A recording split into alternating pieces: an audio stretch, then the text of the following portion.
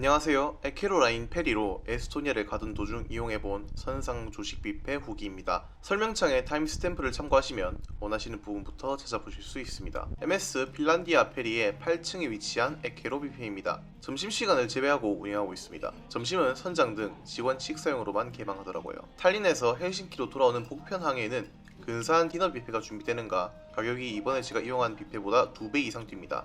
35유로에 준비가 되어 있네요. 헬싱키에서 탈린으로 가는 항해에는 16유로입니다. 나중에 다시 언급하겠습니다만 특이한 점은 2부로 나뉘어져 있다는 것입니다. 선결제 시스템입니다. 못해도 제가 간 유럽의 뷔페에는 모두 선결제 방식이었습니다. 그렇게 결제를 하고 나면 좌석 배치도를 줍니다. 호시국이라 직원이 따라가서 안내를 안 해주는 건지는 모르겠지만 제 자리를 지정을 해주더라고요. 사회적 거리두기라고 뛰어앉는 그런 건 없었습니다. 애초에 여긴 위드 코로나입니다. 내부입니다. 배 모양을 따라서 나름 괜찮게 만들어놨습니다. 지금 조식이라 사람들이 가득 안까지 안 차는 것 같은데 디너 뷔페는 사람들이 가득 차지 않을까라는 생각을 해봅니다. 스타터, 전체 요리부터 시작하겠습니다. 여기서 디시와 포크를 가져가면 됩니다. 물론 코식으로 인한 손소독제도 준비되어 있습니다. 양쪽으로 음식을 가져갈 수 있는 구조인데 지금은 한쪽만 일어났습니다. 우선 신선한 야채 코너부터 시작합니다. 오이, 토마토, 피망, 양상추 등 샐러드의 주 재료들입니다. 신선도는 선서에서 말하길 최상급으로 유지한다던데 상당히 높은 정성으로 관리된 것이 보이더라고요. 다음 메뉴입니다.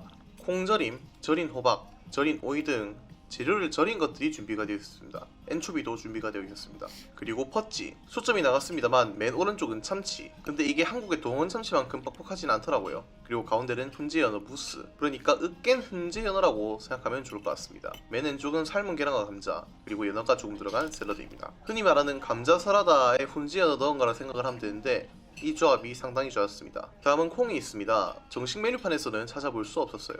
그리고 치즈, 샌드위치용 햄이라고 하는 콜드컷이 있습니다. 갈 길이 머니 조금 속도를 높이겠습니다. 빵 코너입니다. 조금은 독립된 공간에 위치하고 있습니다. 롤빵, 호밀빵은 기본으로 준비되어 있습니다. 아래 약간 얇은데 길게 생긴 것이 크리스프 브레드라고 합니다. 위키백과에 의하면 스웨덴을 비롯한 북유럽 지역의 전통빵이다. 주로 호밀가루를 만드는 바삭바삭한 납작빵 또는 크래커로 가벼우며 오래 보관하기 쉽다. 호밀로도 준비가 되어 있습니다. 다음 버터, 마가린, 크림치즈가 준비되어 있습니다. 음식물을 줄이자는 말과 함께 핫푸드 코너로 이동해 보겠습니다. 구운 감자, 소세지, 베이컨, 에그 스크램블이 준비되어 있습니다. 제가 잘 못 찾는 건지 핀란드에 파는 대부분의 소세지는 한국의 핑크 소세지가 너무 많아서 항상 실패했습니다. 그럼에도 여기는 고기 맛이 가득 찬 소시지를 맛볼 수 있어서 좋았습니다. 베이컨은 기름기 없는 전형적인 베이컨, 구운 감자는 굽기가 아주 적당한, 스크램블 에그는 적절한 비율로 만들어진 밸런스 잘 잡힌 형태로 준비되어 있습니다. 다음은 카렐리안 파이라고 합니다. 이건 처음 보는 모양이죠. 생각보다 은근 우리가 아는 단맛이 잘 올라옵니다. 여담이지만 핀란드와 주변 유럽 국가에서 이 카렐리안 파이를 이런 모양으로 빠는 팡이 많은데 저 사이에 오트밀을 넣기도 하니 항상 우리가 아는 단맛이 아닐 수 있음을 유의하셔야 됩니다.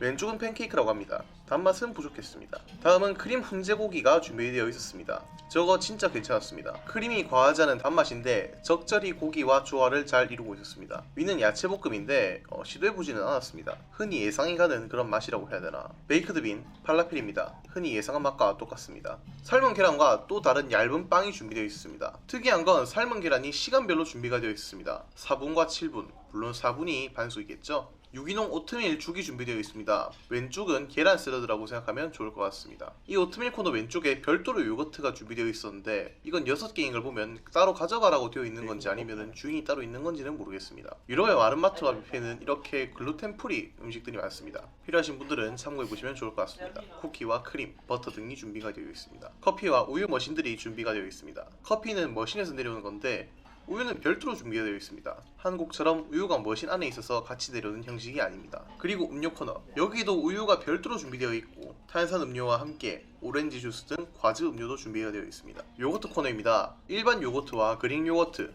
2개가 준비되어 있습니다. 신기한 게 껍질째 먹는 수박과 까먹을 수 있는 오렌지 등이 준비가 되어 있습니다. 키위도 있던데 이건 칼로 알아서 깎아 먹든지 아니면 반만 잘라서 파먹으란 얘기겠죠? 위에는 또 다른 빵, 미니 케이크가 준비되어 있습니다. 수박, 파인애플, 베리가 준비되어 있습니다. 특히 이 베리가 신선도가 정말 하늘을 뚫고 갈 정도로 신선했습니다. 물론 당도도 높았고요. 그래서 요거트와 함께 콤프라이트, 베리, 시드를 넣은 요거트도 함께 만들 수 있습니다. 가볍게는 이런 디시, 좀 시작을 천천히 한다 이런 느낌이 드시고, 무겁게는 이런 디시를 만들 수 있죠. 본 게임 같은 그런 느낌? 음식을 먹으면서 리뷰를 하려고 했는데 조용한 분위기여서 그렇게는 못했습니다. 먼저 장점부터 이야기해 보겠습니다. 일단 음식의 신선도는 나무랄 곳이 없습니다. 정말 완벽하다고 할 정도로 좋았는데, 음식의 신선함이라고 하면은 생선 등에서는 비린 맛이 없어야 되고 샐러드 등 풀떼기들은 아삭한 그런 느낌 가득 찰 정도로 정말 괜찮았습니다. 당연히 핫푸드에서의 조리 방식은 잘 모르지만 적절한 굵기와 맛, 특히 너무 짜지 않았다는 점에 점수를 좀 주고 싶습니다. 흔히 소세지, 베이컨은 짜기 쉬운데 그 염도를 잘 잡았다는 점,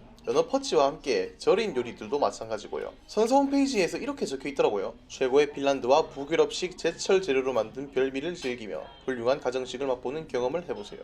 가정식이라고 하기엔 좀 과하지 않았나? 뷔페니까 물론 그렇게 하려면 할 수는 있겠죠. 근데 핀란드와 북유럽식 제철 재료로 만든 별미, 이건 정말 잘 지켰다는 생각. 특히 앞서 나왔던 빵코드의 크리스 브레드와 카렐리안 파이는 정말 북유럽 음식이죠. 더할 나위 없이 만족스러웠습니다.